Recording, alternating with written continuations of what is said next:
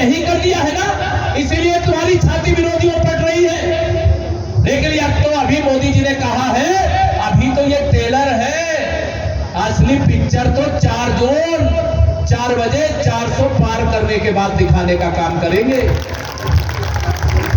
बताओ, प्रधानमंत्री गरीब कल्याण अन्न योजना का राशन मिल रहा है कि नहीं मिल रहा है? दोनों हथवा उठा के बताओ, मिल रहा है कि नहीं मिल रहा है? अब ये विरोधियां चाहते हैं कि आपको राशन मिलना बंद हो जाए, लेकिन मोदी जी की गारंटी है आने वाले 5 साल तक जैसे आपको राशन मिल रहा है, इसी प्रकार से राशन फ्री में मिलता रहेगा। आप मोदी जी का ऐलान सुन करके इनके पेट में दर्द होने लगता है, सीने में दर्द होने लगता है। मोदी जी ने कहा है, मैंने देश में 4 करोड़ गरीबों के लिए प्रधानमंत्री आवास बनाए हैं, लेकिन अभी भी बड़ी संख्या ऐसी है जो सपा बसपा कांग्रेस सरकार के समय घोटाला हुआ, सूची बनाए, उसमें गरीब आदमी को तो अमीर दिखा दिए और अमीर आदमी को गरीब दिखा दिए। बताओ सही है कि नहीं सही है? मोदी जी ने सब पता कर लिया है। उन्होंने कहा 4 जून के बाद 3 करोड़ प्रधानमंत्री आवास और बनाऊंगा, कोई भी गरीब को बिना घर के नहीं रहने दूंगा। ये मोदी की गारंटी है। 2019 के लोकसभा चुनाव में ये मोदी जी को रोकना चाहते थे, वो प्रधानमंत्री ना बने। आप सबका मैं अभिनंदन करने के लिए मेरे पास शब्द नहीं, क्योंकि हम सब श्री राम जन्मभूमि आंदोलन की कोर्ट से निकल करके आज उत्तर प्रदेश के लगातार दूसरी बार उप मुख्यमंत्री के नाते प्रदेश की सेवा कर रहा है। लेकिन अगर भाजपा की पूर्ण बहुमत की देश में सरकार बन जाए और रामलला का मंदिर ना बने, तो क्या हमारी सरकार में, हमें सरकार में आना पूरा माना जाता? क्या रामलला का भव्य मंदिर बना कि नहीं बना? दोनों हाथ में तो बना कि नहीं बना? कौन बनाया? कौन बनाया? जोर से बोलो, कौन बनाया? मैं मोदी जी के साथ एक सभा में था, उन्होंने यही सवाल जो मैं आपसे कर रहा हूं, यही सवाल उन्होंने जनता से किया था। उन्होंने कहा मोदी जी ने नहीं बनाया, ये आपके एक एक वोट की ताकत ने बनाया। अगर आप कमल का बटन नहीं दबाते तो ना 4 करोड़ गरीबों के घर बन पाते, ना मेरे रामलला का मंदिर बन पाता। अगर 300 पार आपने किया तो जम्मू कश्मीर से 370 हट गई, 400 पार कर देंगे तो मैं लाहौर इस्लामाबाद की बात नहीं करता, लेकिन पाकिस्तान के कब्जे वाले कश्मीर में तिरंगा जरूर फहराएगा। ये मोदी की गारंटी।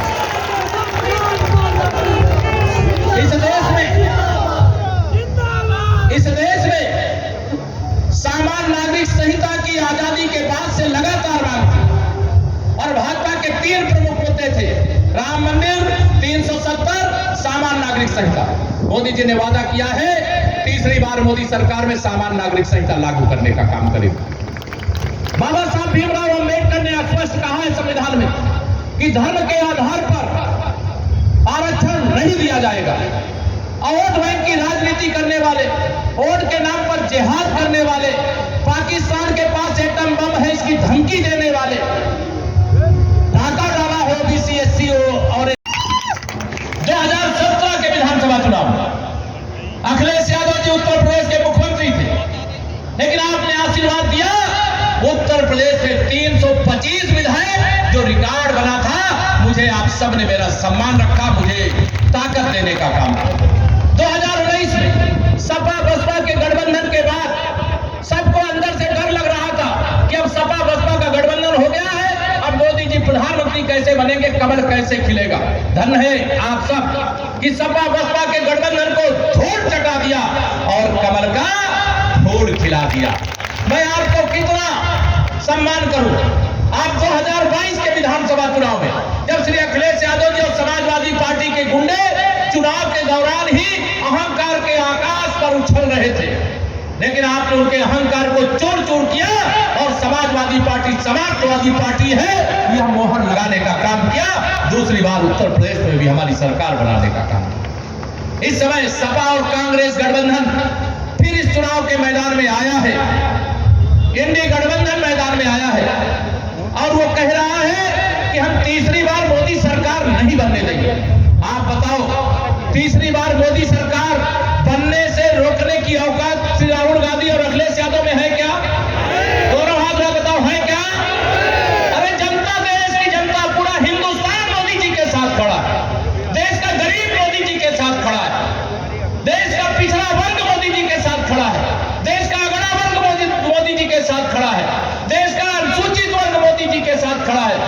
तो मोदी जी को रोकने की सपने देखते हो। ये मुंगेरी लाल के सपने हो सकते हैं, असलियत के सपने कभी नहीं हो सकते। गुंडागर्दी का अंत करने का ये आखिरी मौका है मेरे मित्रों। 2024 की लोकसभा चुनाव में मैं आपको विश्वास के साथ कह सकता हूं, हम यूपी की 80 की 80 लोकसभा सीटें जीतने जा रहे हैं। 80 की 80 हमारे गठबंधन के 5 साथी लड़ रहे हैं। 75 सीटें भारतीय जनता पार्टी लड़ रही है। ये चाहे जितने दावे कर लें, इनके दावे अखबारी हैं, इनके दावे ट्विटर पर हैं, इनके दावे धरातल पर नहीं हैं। जब चुनाव आता है, मैं इनकी अराजकता चुनाव के दौरान देख रहा हूं, कहीं पर भी सभा हो रही है, अराजकता, गुंडागर्दी, तोड़फोड़, इन्हीं के पार्टी का अध्यक्ष आ रहा है और मंच पर विराजमान है। यहां भाजपा के कार्यकर्ता भी तो बैठे हैं। क्या किसी ने बैरिकेडिंग तोड़ा? क्या कोई मंच पर चढ़ा? क्या मेरे प्रधानमंत्री जी तो रोज लाखों की भीड़ को संबोधित करते हैं, पूरे हिंदुस्तान में संबोधित करते हैं। कहीं से एक भी ऐसी खबर आई क्या? लेकिन अभी कल ही मैंने देखा शायद चंदौलिया में आए, चंदौली में आए थे। इतनी अराजकता है कि दरोगा वर्दीधारी, उसकी भी बेचारे की मृत्यु हो गई। मैं उनको अपनी श्रद्धांजलि अर्पित करता हूं। इनकी सभा में कोई इनके कार्यकर्ता या अखबार में आज मैंने पढ़ा है, आप असलियत जानते होंगे, वो अभी बन गई। यह क्या हो? साल से लेकर के अब तक एक ही विचारधारा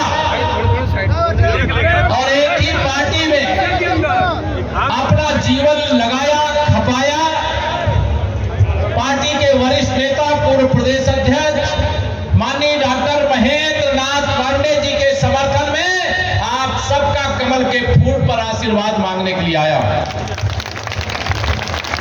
मुझे इस बात की प्रसन्नता है कि मैं चंदौली जनपद के किसी भी लोकसभा चुनाव में आया तो आपने मुझे निराश नहीं किया।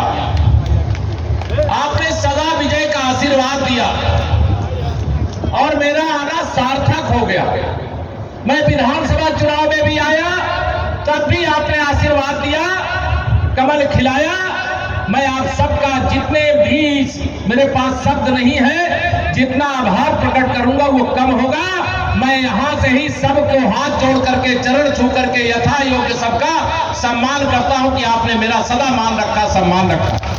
मंच पर हमारे जिले के अध्यक्ष और कार्यक्रम की अध्यक्षता कर रहे काशीनाथ सिंह जी, हमारे यहाँ के लोकप्रिय विधायक श्रीमान सुशील सिंह जी, हमारी दोनों राष्ट्रवादी आवास हो, चाहे वात्सल्य योजना हो, उज्ज्वला योजना हो, और अभी 70 वर्ष के ऊपर तक के वृद्धों के लिए भी आयुष्मान कार्ड के द्वारा 5 लाख रुपए तक प्रत्येक वर्ष जो स्कीम चलाई जा रही है। जो बुजुर्ग हमारे रह जाते थे दवाई से और किसी भी प्रकार के अस्पताल की सहायता से, उनको इस प्रकार की योजनाओं से जोड़ने का जो काम किया गया है, डायरेक्ट बेनिफिट ट्रांसफर के माध्यम से जो बिचौलियों की डायरेक्ट बेनिफिट ट्रांसफर जैसी चीजें लाई जाती हैं, नोटबंदी जैसी चीजें लाई जाती हैं, काला धन को रोकने का पूरा प्रयास किया जाता है और पूरे तरीके से नई डिजिटल इंडिया का निर्माण किया जाता है। तो इस तरह की व्यवस्थाओं में